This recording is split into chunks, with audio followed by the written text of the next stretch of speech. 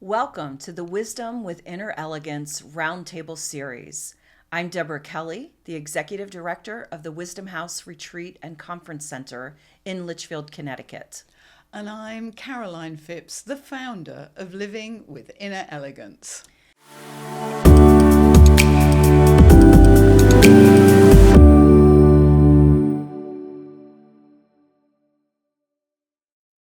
Today, we're going to explore the significance of turning points in our lives, both predictable and unpredictable.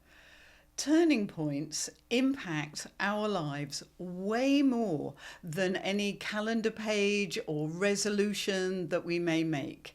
How we understand and react to the turning points we are inevitably going to face is key to whether we have a healthy, productive life or whether we are in a constant state of fear and worry about what is going to happen next.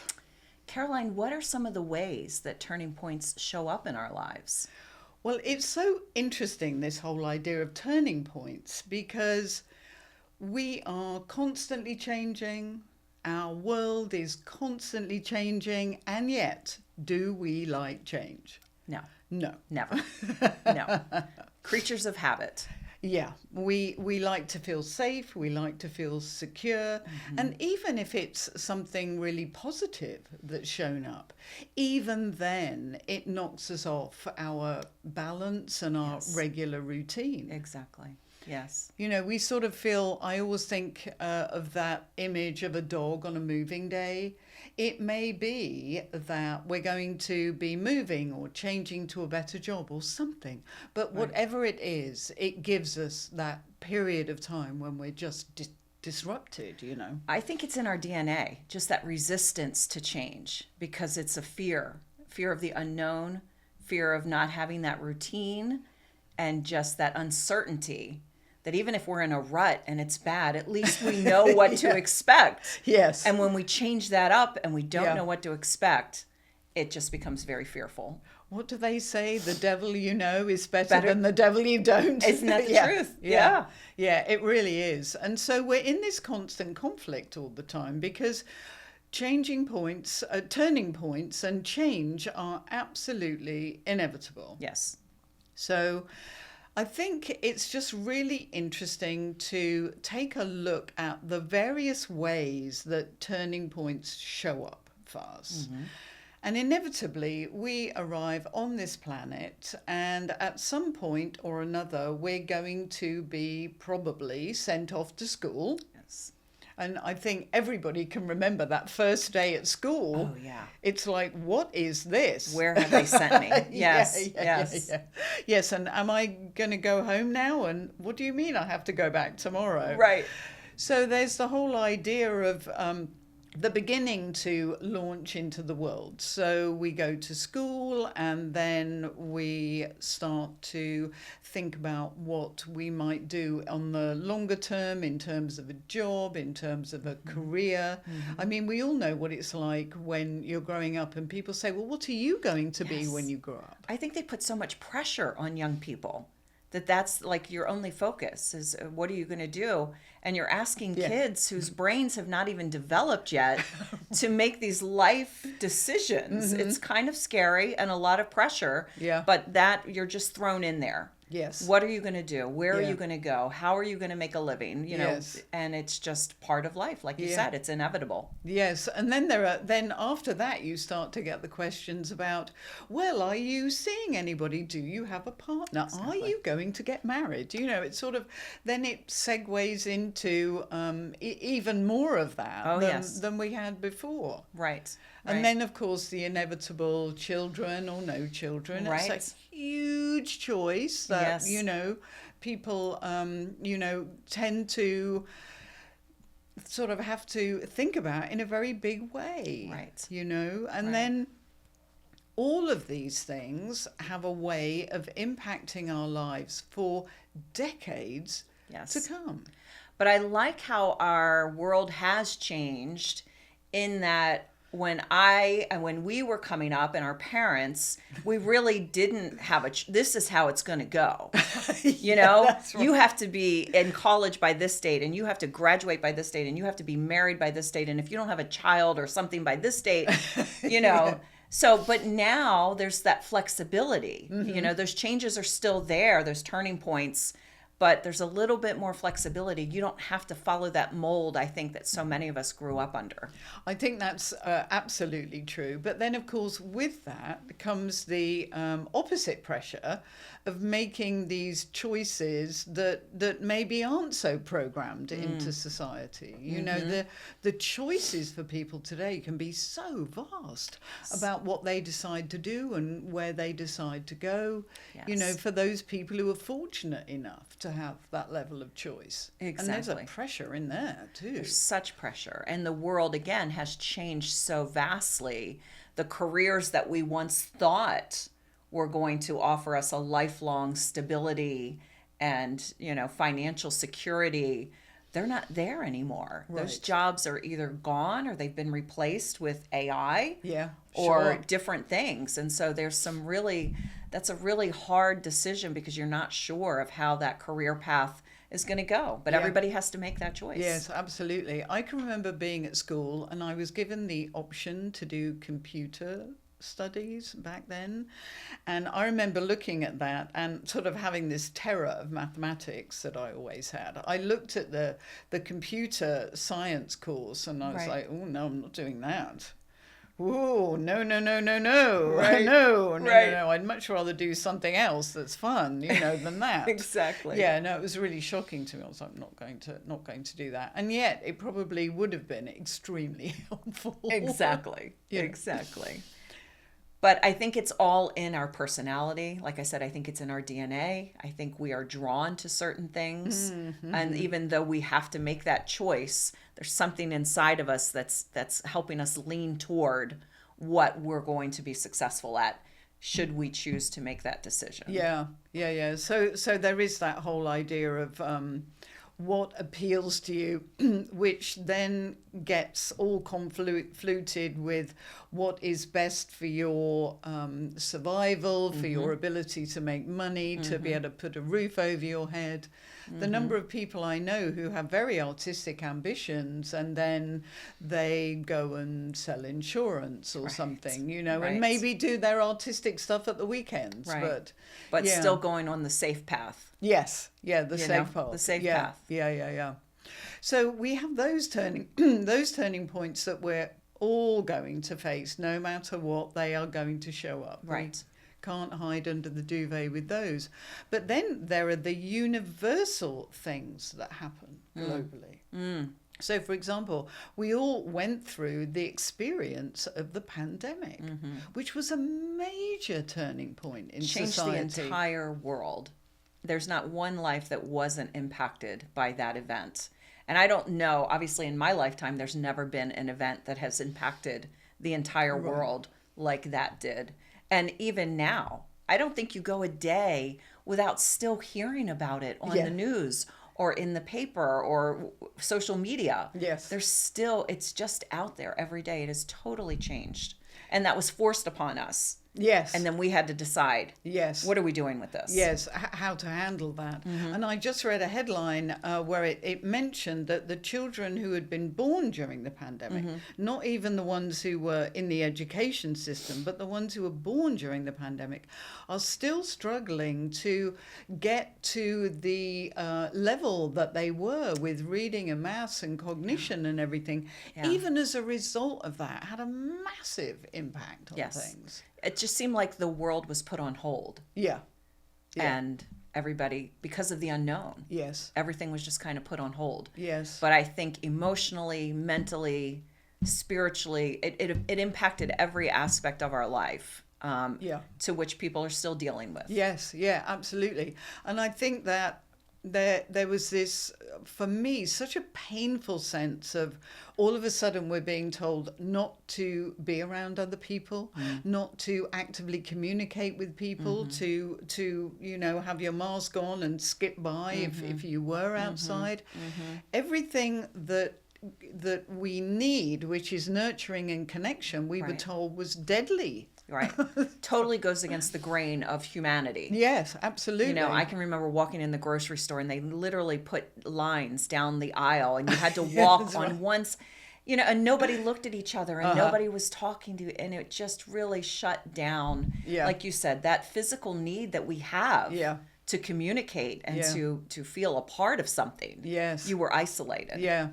So major turning point there. And then, of course, we've got the technological revolution, which is impacting everything every day. And at the speed that we can't even keep up with it. Comprehend, you know, that's a huge thing. Yes. That has been especially the introduction of AI has been, you know, a massive turning point in the last 2 years, I Whether guess? you like it or not. Yeah. It's there. Yes, and it's it's there. very relevant. Yeah. And we either embrace it Yeah. or we kind of get left behind. Yes, exactly. Yep, there's no getting away from that one. And then also, on top of all of that, we've got the impact of changing weather. And that's, you know, having an effect on so many different things here. We've just experienced this week going from 70 something temperatures Fahrenheit here in the Northeast. Yes. A little while ago, it was 40, 50 degrees colder than that. And it may snow tonight. Yeah, and it may snow tonight, and we're all over the place with this. And it can turn and change on a dime, and it can affect your job, it can affect prices, it can affect where you live, your home. Right. You know, that's a huge thing, and there isn't very much that we can do about a lot of that either. So there we've got to adapt to the turning points that are being, you know, forced upon us, basically. Right. And a lot of people, I myself, when you can't control it, it puts you off because you're helpless. And that's an awful feeling. Yes, we but don't there's like that, do certain we? things in the world today that we are just helpless. Yeah. It doesn't matter. You know, we can't change it. Right. We can do our part Right. and impact a small. But when you look at the scope of some of the things that we're facing in our world today and that feeling of helplessness is just, it's daunting. That's for sure. Yes, it is daunting. And the only control we have is how we embrace and cope with it. Right. And this is where personal power comes in, so that we're not feeling so hopeless and helpless that we just hand over everything and can't sort of even begin to think that we have any choice as to how we're going to be managing it. Yeah. Again, it's all unknown. Yeah. You know, it's stuff that's being thrown at us that no other society has really had to deal with before. Right. And we either embrace it or we, like you said, hide under the duvet and not address it. But we still have a voice. We still have the ability to make this choice. Yeah, and I absolutely. think we need to find something within us that says, you know, I'm not going to hide from this. I'm going to take this challenge on. I'm going to show some courage and do what I need to do to get through this. Because we're dealing with the time frame now that, you know, change used to take centuries. Right. And then it took decades, and then it took years. And now we sort of went recently from months to weeks to days to seconds. It feels like. It changes just so rapid fire right now. Yeah. So you can't even keep up with it. No. You know, you think something is going one way, and then you come home from work and turn the TV on, and you're like, oh, when did that happen? Yes, and exactly. it's like something totally different's going on now. Yeah. Things just change so dramatically. So there are those turning points too that we're dealing with, and then I love the turning point that comes with synchronicity and coincidence. Yes. So Jung described synchronicity as a coincidence that kind of aligns with maybe our hopes, our wishes, our dreams, and our desires. Yeah. And recently I read this story of the British singer Seal, and he was walking through the centre of Manchester in the north of England, and he heard a young woman playing a guitar and singing, and he was blown away by her, this pop superstar. Right. And so he sort of got into her orbit, and he said, can I sing with you? And she was sort of looking at him, you might imagine, as, Sure. Are you Seal? Right. Anyway, big smile, fabulous guy. Yeah. And he decided to sing with her there where she was busking, which takes enormous courage to do. Incredible. Yes. Incredible. Yeah. He loved what she was doing so much that he invited her to the show that night, which of course was sold out. Wow. And then she went on tour with him. And just put her right out there on the world stage. Oh my doing goodness. what she loved. And she was brave enough and had enough belief in herself. Yes. And the courage to go out there and share it with other people, not knowing whether anybody was going to like what she was doing or not. I just think that's so courageous to put yourself out there knowing there's going to be scrutiny, there's going to be ridicule, there's going to be judgment. But there could also be a moment in time that changes your entire life. Yeah. And so for her to just put all of that other fear aside and go for it, and it changed her life. Yeah, phenomenal. Yeah. So the idea of being right place, right time is extremely powerful and potent. Mm-hmm. I think it drives a lot of social media too, because I think people put themselves out there in the hope that somebody, bigger and more powerful will pick up their message and run with it, So we're sort of looking for those kinds of connections that the coincidences that line up with our hopes and dreams and desires. And it is the stuff of dreams, for heaven's sake. Definitely. It does change things. Yeah. But it also takes a special person who says, I'm going to go for it. Yeah. And not all of us have that. Right. I don't know what you want to call it. I don't know. I think the drive is there. Yeah. But again, it's just how life goes and the things that you experience, which mold you into where you either are going to take that challenge or you're not going to take that challenge. Yeah, you're not going to. Because no one ever believed in you. Yeah, exactly. Yeah. Exactly. And then, of course, there's right time, right place, but there's also wrong time, wrong place, which is just, terrible things can happen.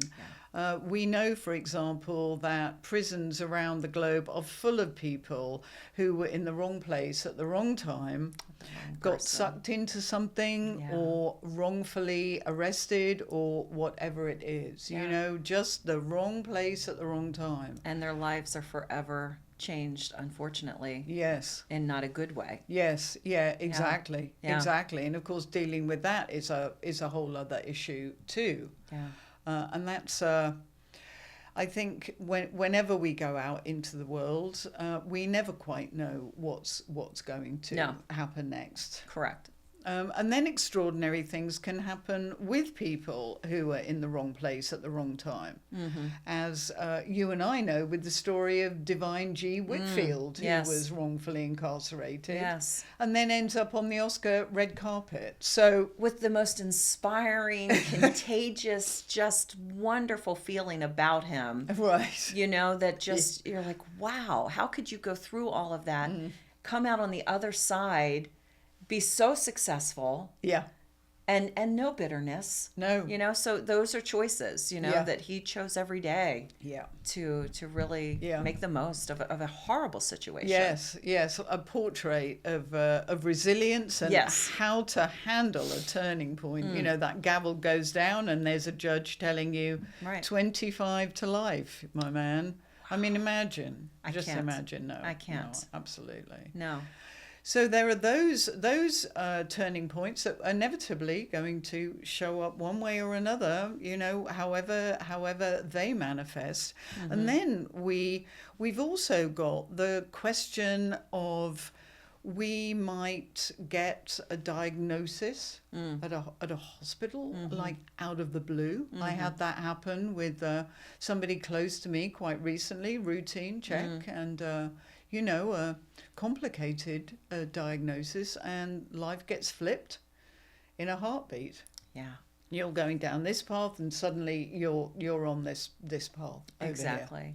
And I think what we do in our lives before we get to that point enables us to handle what is going to be thrown at us at that point. If we take on those challenges when they're smaller, and we're courageous when it's not a really big deal, the big things are going to come. And have we prepared ourselves to be properly ready to receive when those difficult things come? Are we going to handle it? How are we going to handle it? I love that. I think exactly. It's sort of like tending the garden when planting the seeds. Yes. Make sure that you do that well, so that if something does crop up that feels absolutely catastrophic, you've got more there to cope with it. Exactly. And I think we need to train our minds to think that way. We don't think about it. It's never going to happen to me. That's never going to happen. No, it could. It could happen tomorrow. Your world could be turned upside down. What are you going to do? Yes. Have you even thought about that? Yes. Yes. And how do you think you're going to handle that? Yeah. I always remember back in England, I had my beloved sister was 10 years older than me. And she was diagnosed with MS at the age of 25 with 2 small children. And at the time in the family, it was sort of catastrophic. I particularly remember the effect that it had on my father, who was just sort of devastated and just trying to do everything he could think of. Right. And back then, medicine could be a bit tough. And in England, it was all a bit, hey, these are the facts. Right. Get used to it. There was a lot cut and of dry. That. Yeah. Mm-hmm. And so she was told, you're going to end up in a wheelchair, so just get ready. Well, of course, she never, ever did end up in a wheelchair. Wow. And she set up a centre for MS patients where they could breathe oxygen in a hyperbaric chamber because that helps alleviate MS symptoms. So Princess Anne came to open it, and there was a grand opening, and she had this big initiative, and she was raising money all the time. And then centres popped up all over Great Britain. Isn't that something?